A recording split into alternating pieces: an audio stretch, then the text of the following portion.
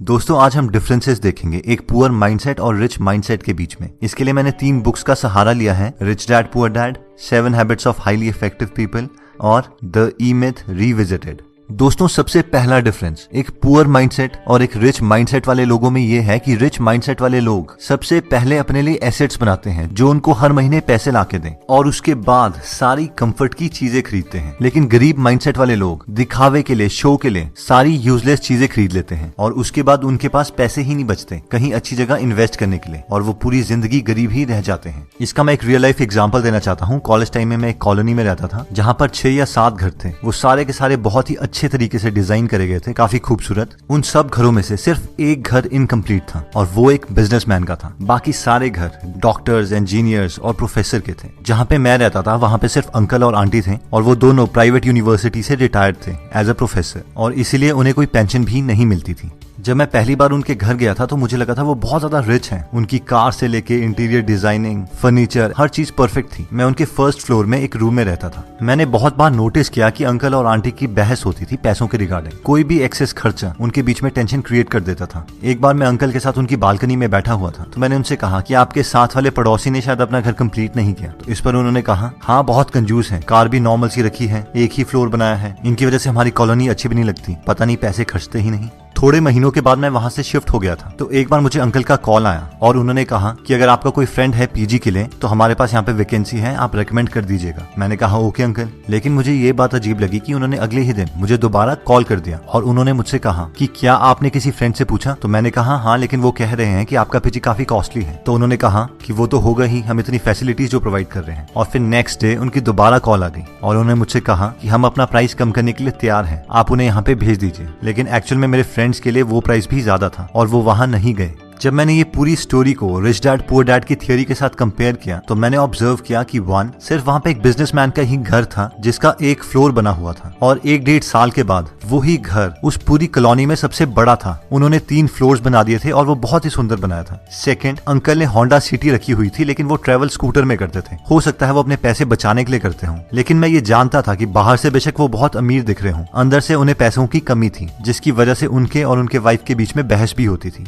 और दोस्तों poor mentality वाले लोग ऐसी ही गलतियां करते हैं। सैलरी 15,000 होगी लेकिन आईफोन 50,000 का ले लेंगे। जितनी रिक्वायरमेंट है उससे बहुत बड़ी गाड़ी लोन पे ले लेंगे। 10-10 हजार की जीन्स ले लेंगे, शूज ले लेंगे। लेकिन अमीर मेंटालिटी वाले लोग इस चीज को एक्चुअल में कैलकुलेट करते हैं कि कोई भी प्रोडक्ट उन्हें कितनी वैल्यू प्रोवाइड कर सकता है और तभी उसके लिए पे करते हैं। नेक्स्ट पॉइंट कहता है कि अमीर मेंटालिटी वाले लोग सबसे पहले खुद को पे करते हैं, उसके बाद किसी और को। आप में से बहुत सारे लोगों ने रिच डैड पुअर डैड पढ़ी होगी लेकिन बहुत कम लोग रॉबर्ट और उनकी वाइफ किम कियोसाकी की एक्चुअल स्टोरी जानते हैं। इन दोनों की शादी से पहले रॉबर्ट बहुत ज्यादा उधार पर थे। ये दोनों चाहते थे कि अपनी लाइफ को इम्प्रूव करें लेकिन इनकी मंथली सैलरी से ज्यादा इनकी मंथली लोन इंस्टॉलमेंट्स थी जो इन्हें देनी पड़ती थी। लेकिन रॉबर्ट को अपने रिच डैड के सारे प्रिंसिपल्स याद थे जिन्होंने कहा था कि अपने आप को सबसे पहले पे करो। इसीलिए रॉबर्ट कहते हैं कि हम अपनी सैलरी का 20% हमेशा सेव करते थे। फिर चाहे उधार वाले लोगों से जितना मर्जी प्रेशर क्यों ना आ रहा हो, उस प्रेशर को हम एज अ मोटिवेशन यूटिलाइज करते थे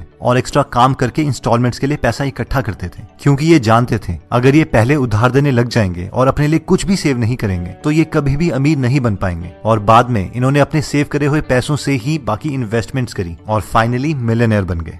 दोस्तों हम में से मैक्सिमम लोग ये गलती करते हैं। हम सोचते हैं कि हम पहले सारा अपना उधार चुकाएंगे और उसके बाद में सेविंग स्टार्ट करेंगे, या फिर हमारी सैलरी का जितना पोर्शन बचेगा हम उसके बाद सेविंग करेंगे। लेकिन ये सीक्वेंस बहुत मैटर करता है। इवन वॉरेन बफेट बोलते हैं कि पहले पैसे सेव करो और उसके बाद बाकी सारे खर्चे करो। आप मान के चलो कि आपकी सैलरी ही कम है और अपनी सैलरी का मिनिमम 20% हमेशा सेव करो। अब ऑब्वियसली सिर्फ सेविंग आपको अमीर नहीं बनाएगी, उसके बाद आपको उन पैसों को इन्वेस्ट भी करना पड़ेगा लॉजिकली, लेकिन ये फर्स्ट और नेसेसरी स्टेप है अमीरी की तरफ।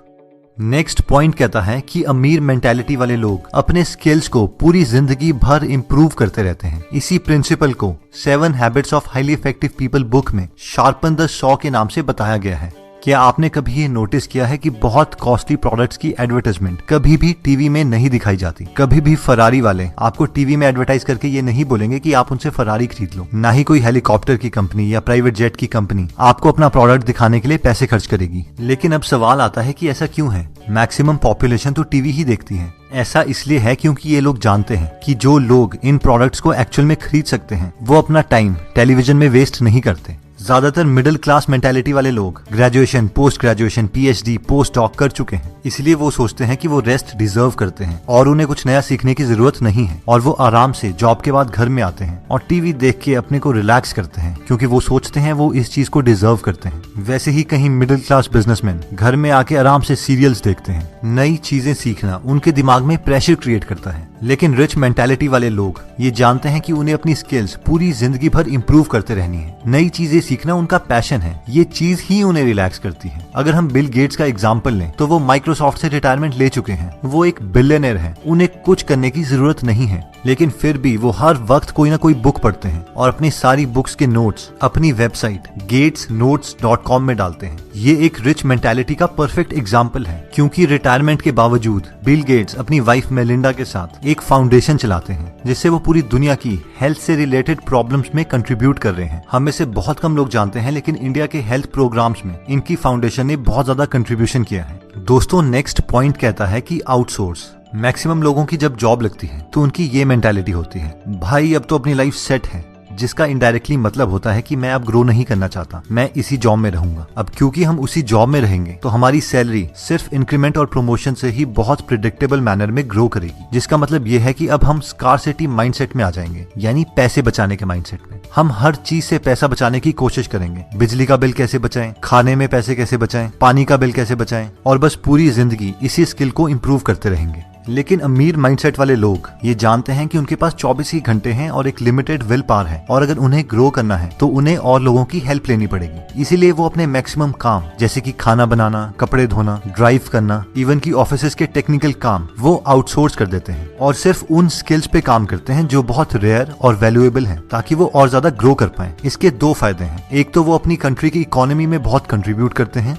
दूसरा इस प्रोसेस में बहुत सारे लोगों को जॉब दे देते हैं। लेकिन एक पुअर मेंटालिटी वाले लोग इन लोगों को देख के बहुत चिढ़ते हैं कि यार ये तो बहुत स्टाइल मारते हैं, बिना नौकरों के तो ये काम नहीं करते। लेकिन रिच मेंटालिटी वाले लोगों के दिमाग में कुछ और ही चल रहा होता है। उनका मेन मकसद स्टाइल मारना नहीं, बल्कि अपने टाइम को बचाना होता है, जिसे गलत इंटरप्रेट किया जाता है। अब दोस्तों, इसका मतलब ये भी नहीं है कि आप सारे काम को आउटसोर्स कर दो और बाद में घर में बैठ के दोबारा से टीवी ही देखो। इसका मतलब सिर्फ ये है कि अगर आप ग्रो कर रहे हो और अगर आपको और लोगों की हेल्प चाहिए तो आप अपनी ग्रोथ को रोकोगे नहीं और हिचकिचाओगे नहीं, और इसीलिए कामों को आउटसोर्स कर दोगे। दोस्तों, नेक्स्ट पॉइंट कहता है कि think win win. Human psychology को समझने के लिए रिसर्चर्स ने एक एक्सपेरिमेंट किया। उन्होंने दो लोग जो एक दूसरे को नहीं जानते थे, उन्हें एक कमरे में बिठाया और टेबल पर $100 रख दिए।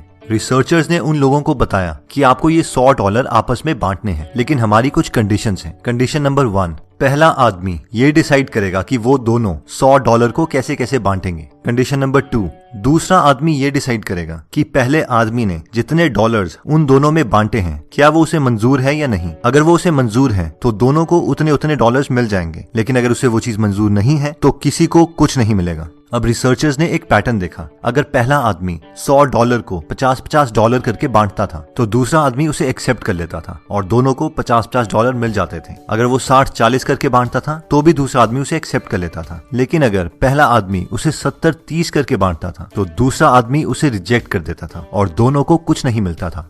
यानी ह्यूमन इमोशंस का टिपिंग पॉइंट 70-30 था। रिसर्चर्स ने ये एक्सपेरिमेंट बहुत लोगों में रिपीट किया, लेकिन ये नंबर 70-30 के आसपास ही आ रहा था। उसके बाद उन्हें लगा शायद $100 डेवलप्ड कंट्रीज के लिए कम है, इसलिए वो डेवलपिंग कंट्रीज गए और उन्हें भी सेम ही ऑफर दिया, लेकिन उसके बावजूद रिजल्ट्स सेम रहे।